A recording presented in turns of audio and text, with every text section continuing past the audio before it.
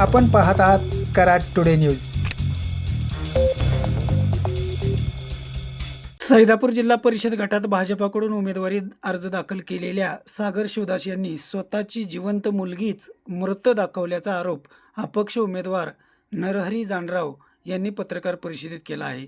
याबाबत त्यांनी माध्यमांशी संवाद साधला।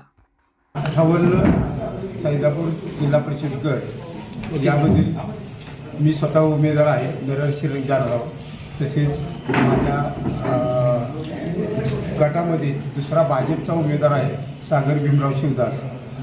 या उमेदवाराच्या विरोधात मी ज्यावेळेस छाननी प्रक्रिया सुरू होती त्यावेळेस 3 अपत्य असल्याचे सत्य पुरावे मी त्यांना दाखल केलेले आहेत आणि त्या दाखल केलेल्या पुराव्या मला न्याय पाहिजे होता तो मिळालेला नाही।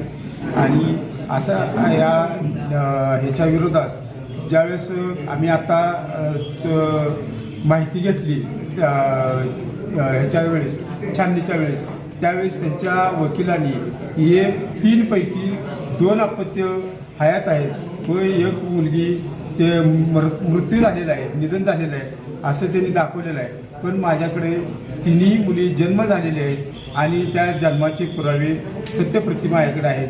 त्या मी रिटर्निंग निवडणूक निर्णय अधिकाऱ्यांना मी जमा केलेले आहेत। त्याच्यावर मला न्याय पाहिजे होता तो मिळालेला नाही।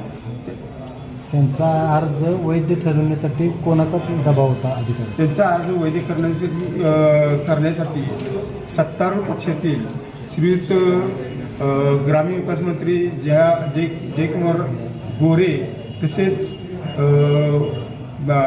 महसूल मंत्री चंद्रशेखर बावनकुळे यांचा दबाव होता असं माझ्या 100% खात्री आहे।